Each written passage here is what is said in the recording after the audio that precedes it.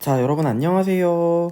오늘 4단원 주제 8.15 강복과 통일정부 수립을 위한 노력이라는 주제로 간단하게 거꾸로 수업을 진행을 해보려고 합니다.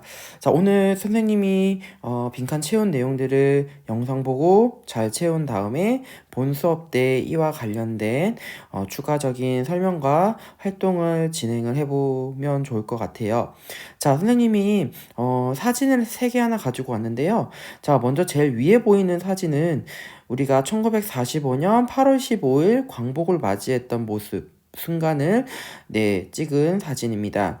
자, 밑에 있는 사진은요, 인물들이 나와 있는데요. 선생님 기준으로 왼쪽에 보이는 인물은 바로 이승만 대통령의 모습입니다. 자, 오른쪽에 있는 늠름하게 보이는 분이 보이시죠? 자, 김구 선생님이십니다.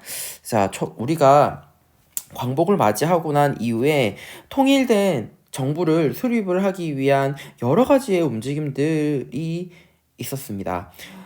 특히나 이 과정에서는 미국과 소련과 같은 나라들의 영향력이 너무나도 컸고, 그 속에서 우리나라에서 당시에 저명한 인사들도 통일에 대한 여러 논의들을 진행을 하기도 하였는데요. 자, 그래서 오늘 이 시간에서는 그 미국과 소련이 어떤 식으로 우리나라를 정부를 수립을 하고자 했는지에 대한 것들과 그 과정 속에서 다양한 인물들의 모습들을 한번 살펴보도록 할게요. 자, 우리 프린트는 115쪽입니다. 자, 115쪽에 보면 해방 후 3년이라고 해서 1945년부터 1948년 사이에 있었던 내용들을 좀 간단하게 한번 정리를 해보았어요. 자, 그러면 이제 시작하도록 하겠습니다. 자, 1945년 8월 15일 우리는 광복을 맞이하게 됩니다. 자, 지난 시간에 설명을 했듯이 광복을 앞두기 전에 국내와 국외에서는 각각 독립국가 우리나라의 건국을 준비하기 위한 노력으로서 조선 독립동맹, 임시정부, 그리고 국내에서는 조선 건국동맹이라고 불리우는 세력이 있었다라고 설명을 했었죠. 자, 이 조선 건국준비위원회의 모태가 되었던 것은 광복 이전에 조직이 되었던 조선 건국동맹이었습니다. 여운형이 만들었던 조선건국동맹은 광복이 되고 난 이후에 조선건국준비위원회, 줄여서 선생님이 건준위라고 그냥 얘기를 할게요. 건준위. 자, 건준위를 만들게 됩니다. 자, 여기에 구성원을 보면 중도 계열의 성향을 가지고 있었던 여운형과 안재홍 등이 주도로 결성을 했다라고 얘기를 하고 있습니다. 그래서 전국적으로 이제 지부를 설치를 하는데요. 이 지부라고 하는 거는 이 건준위의 활동과 모습들을 알리기 위해서 각지의 지회 혹은 뭐라고 하면 분반 혹은 약간 그런 체인점 이렇게 생각하면 좋을 것 같아요. 자, 그런 것들을 조직을 하게 되었고, 그 다음에 치안대라고 해서 오늘날의 경찰과 같은 그러한 조직들을 결성을 하면서 행정과 군사에 있어가지고 이제 어느 정도 국가를 건설하기 위한 준비를 착착하고 있었습니다. 자, 이 과정 속에서 자, 한반도에서는 여러 가지 상황이 발생하게 되는데요.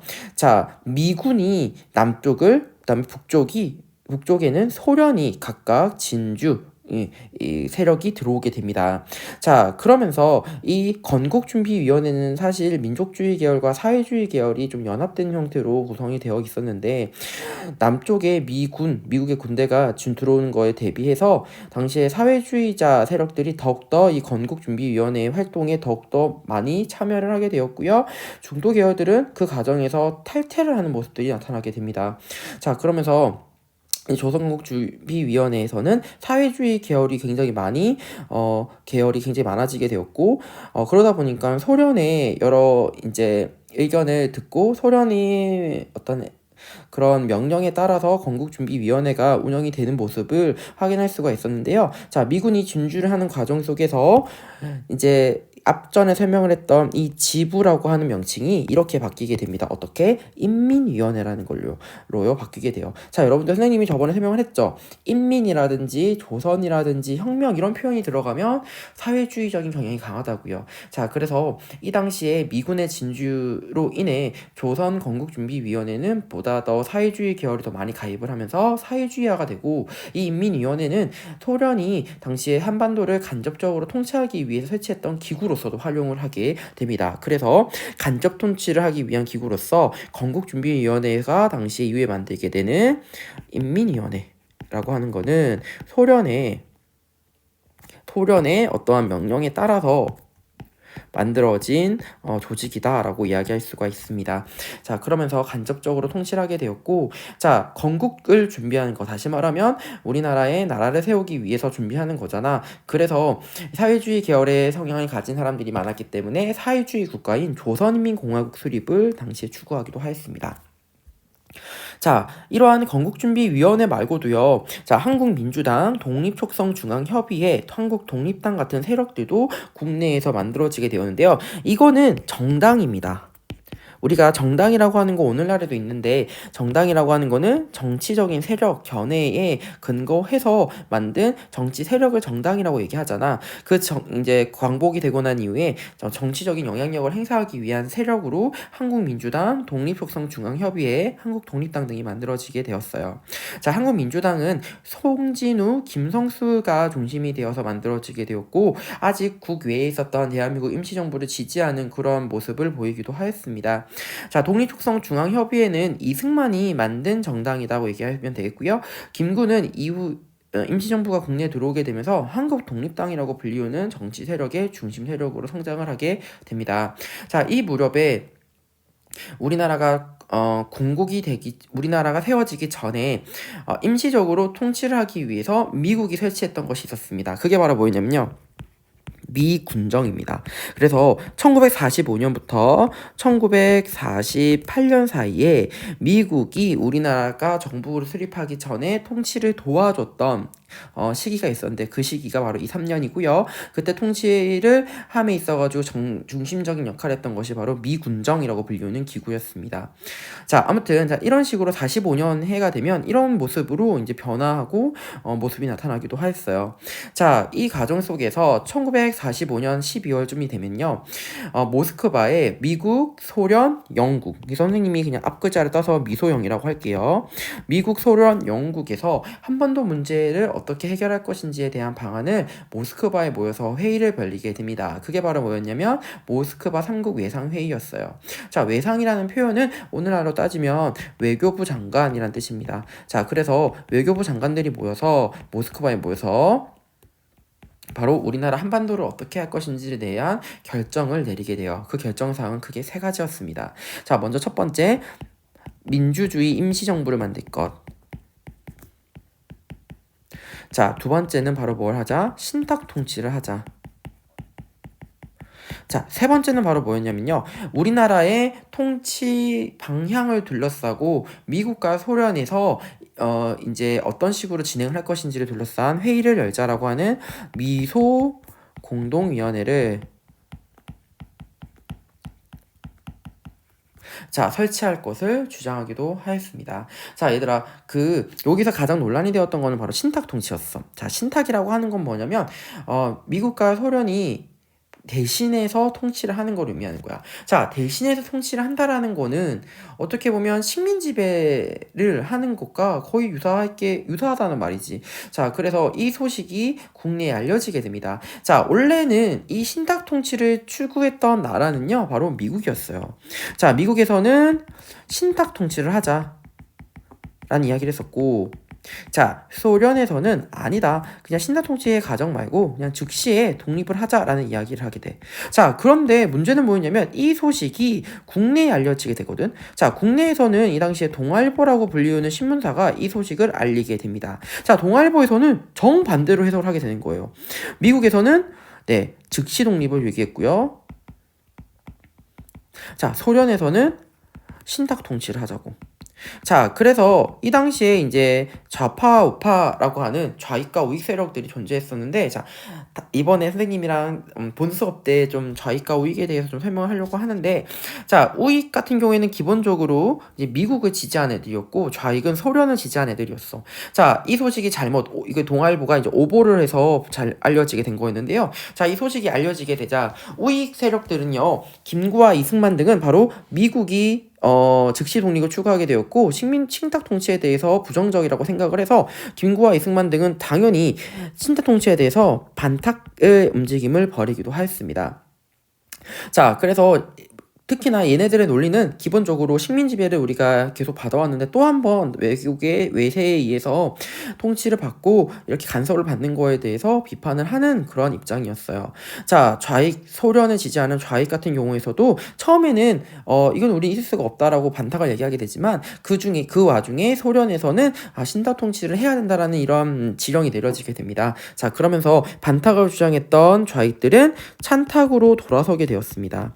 자, 그러면서 이제 이 신탁 통치를 둘러싼 갈등으로 인해서 좌익과 우익의 대립은 더욱더 심해지게 되었고요. 자, 이 무렵에 친일파 처리 문제를 깔끔하게 해결하지 못해요. 그러면서 이 친일파 세력들은 이제 우익에 많이 접근을 하게 됩니다. 자, 그러면서 숨죽어 있었던 친일파는 바로 신탁 통치를 반대한다라고 하는 그러한 논리를 내세우면서 다시 한번 친일파가 부활하게 되는 그러한 모습이 나타나기도 하였어요. 자, 그러고 나서 1946년을 맞이하게 됩니다. 자, 1946년이 되면요, 모스크바 3국 외상회의의 결정사항에 의거해서 미국과 소련이 공동위원회를 개최를 하게 됩니다. 자, 두 번 개최를 하게 되는데 1차 미소 공동위원회부터 보도록 할게요. 자, 여기서의 주요 회의 주제는 뭐였냐면 임시정부 수립 협의에 있어서 자, 어떤 식의 단체를 참여할 것인지를 둘러싸는 논쟁을 벌이게 되었습니다. 소련의 경우에는요, 바로 모스크바 3국 회의에 대해서 지지하는 세력만 참여할 것을 이야기하게 되었지만요, 미국의 경우에는 원하는 단체 원하는 모든 단체가 참여할 것을 당시에 주장을 벌이기도 하였어요. 자, 이 주제에 대한 소련과 미국의 입장이 명확했기 때문에 협의를 보지 못하고 결국은 지지부진하게 성과를 거두지 못하고 끝나게 됩니다. 자, 그 과정에서 46년에 이승만 당시의 한국 독립당 대표는요, 이런 주장을 하게 돼요. 전라북도 정읍이라는 곳에서 이런 말을 하게 됩니다. 남한만 일단은 단독으로 뭘 수립을 하자? 정부를 수립하자라는 주장을 펼치게 돼요. 자, 그 주장이 바로 뭐였냐면 이승만의 정읍 발언입니다. 자, 이 소식이 알려지게 되자 어떻게 우리가 36년간의 식민지배에서 벗어나서 이제 우리가 우리나라의 독립된 국가를 만들려고 이제 하는데 어떻게 남한만 단독 정부를 수립을 할 수 있느냐라고는 주장과 비판들이 굉장히 많아지게 되었고요. 그 과정 속에서 우리만의 그런 통일된 그런 정부를 만들자라는 움직임 속에서 46년에 좌익 세력과 우익 세력이 연합해서 함께 독립국가, 통일된 국가를 만들자라고 하는 움직임이 벌어지게 됩니다. 그게 바로 뭐냐면 좌우합작 운동이에요. 자, 좌우합작 운동에서의 큰 주제는 바로 뭐냐면 이승만 등이 제시를 한 단독 정부 수립에 대해서, 자, 단독 정부를 어떻게 하자? 단독 정부론에 대해서 대항하고 있는 모습이었고요. 그 다음에 우리는 하나의 한반도 국가를 만들자라고 하는 통일 정부를 지향하였습니다. 자, 그래서 이 좌우합작 운동은 기본적으로 중도 세력이라고 불리우는 세력이 중심이 되어서 전개되었는데요. 자, 이 당시에 중도 세력은요, 여운형이라고 불리우는 중도 좌파 계열, 중도 우파의 김규식이 함께 힘을 합쳐서요, 좌우합작 위원회를 만들게 됩니다. 자, 그러면서 좌익과 우익의 그러한 주장들을 다 골고루 수용을 해서요, 좌우합작 7원칙을 발표하게 돼요. 자, 좌우합작 7원칙의 내용 중에 하나가 바로 뭐였냐면 미 군정 시기에 우리도 그 정치에 참여할 수 있는 그런 세력을 만들어 달라는 주장을 펼치게 됩니다. 그 주장에 근거해서 미 군정에서는 좌우합작 위원회에서 선출했던 인원들을 이 미군정 하에 있었던 의회의 의원으로 뽑게 돼요. 그게 바로 뭐였냐면 남조선 과도 입법 의원이라고 불리우는 세력들이었습니다.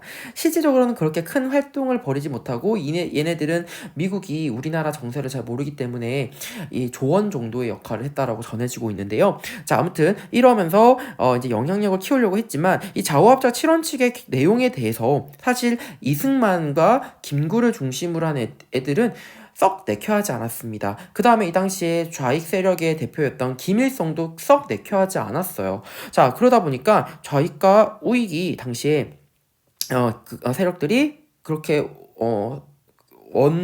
원하는 그런 결과가 나오지 않았기 때문에 이러한 하자라고 하는 그 주장을 실제로 실천하기에 있어서 좌익과 우익은 자신들은 이걸 하지 않겠다라고 하는 주장을 내세우면서 좌우 불참을 하게 됩니다. 자, 좌우가 불참을 하다 보니까 당시에 미군정은 어떻게 해서든 협의를 바탕으로 해가지고 국가를 하나 만들고자 하였지만 그 좌우가 불참하다 보니까 이게 실효성이 좀 떨어진다고 생각을 했던 거야. 그래서 미 군정은 이 임시 좌우합작 운동에 대해서 원래는 지지 의사를 밝히면서 남조선 가도 입법위원회 뽑기에도 도와주기도 하였지만 미 군정이 결국은 지지를 철회를 하게 됩니다. 그 과정에서 이 좌우합작 운동의 중심물이었던 여운형이 암살이 당하게 됩니다. 자, 그러면서 좌우합작 운동은 실패로 돌아가게 되었고요. 자, 47년이 되면요, 다시 한번 2차 미소공동위원회가 열리게 됩니다. 자, 이 무렵 47년은요, 외부에서는 바로 냉전의 첫 시작이라고 얘기하는 트루먼 독트린이라고 하는 것이 발표가 돼요. 자, 독트린은 선언이란 뜻인데요. 자, 미국의 대통령이었던 트루먼은요, 당시에 유럽에서 이제 사회주의 진영의 확산에 대비해서 자본주의 진영에 하나는 국가들에 의해서 경제적, 정치적인 지원을 해주겠다라는 선언을 발표하게 돼요. 그게 바로 트루먼 도트린이고요. 자, 이거를 근거로 해서 냉전이 처음으로 이제 본격적으로 시작이 됩니다.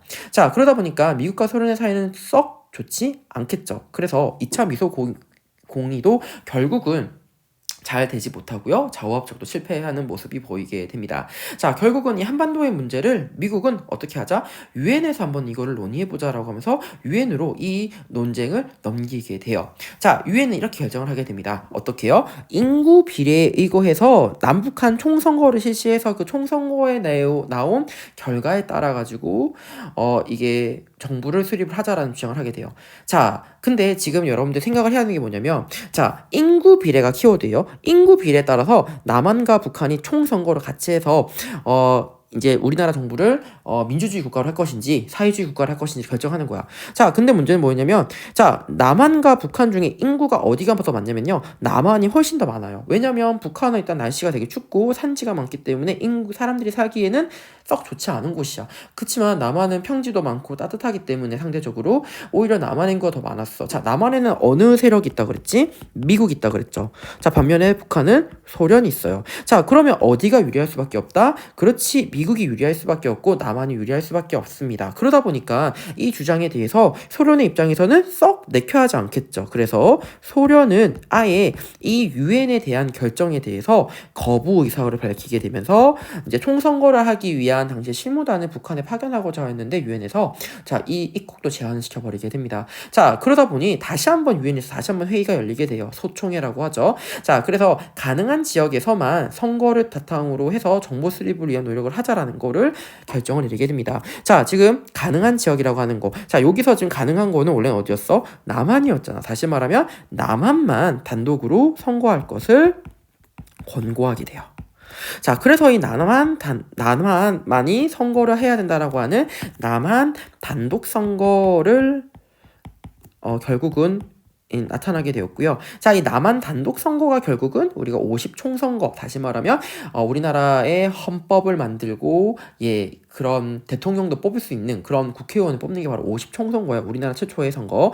자, 이 50총선거를 하자라는 건데, 자, 남한만 단독선거를 한다라고 하면 북한은 못하게 되는 거고 결국은 남북이 분단된 상태에서 정부가 출범할 것이라는 것을 알았기 때문에 남한만의 단독 선거를 반대하는 주장들이 펼쳐지기도 하였습니다. 자, 먼저 김구는 3천만 동포들에게 uk고함이라고 하는 논설을 발표하게 돼요. 이거에 대해서는 본 수업 때 좀 더 자세하게 이야기하도록 할게요.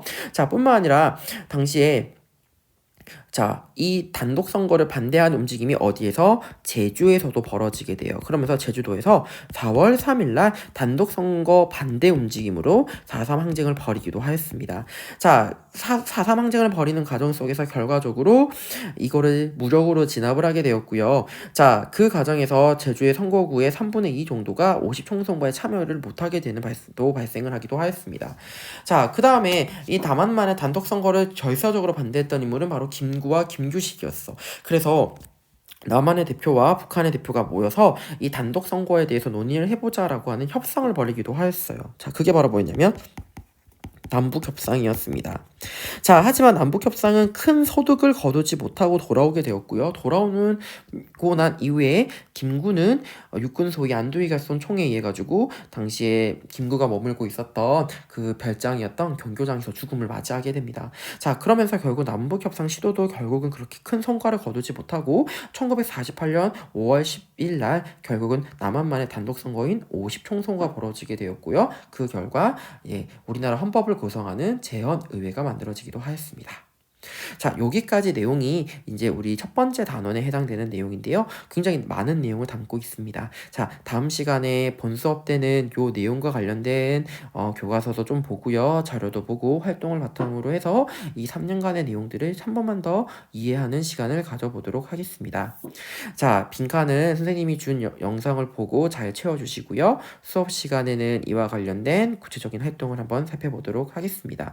자, 여러분들 영상 잘 들어주셔서 고맙고요. 본 수업 때 만나는 걸로 할게요.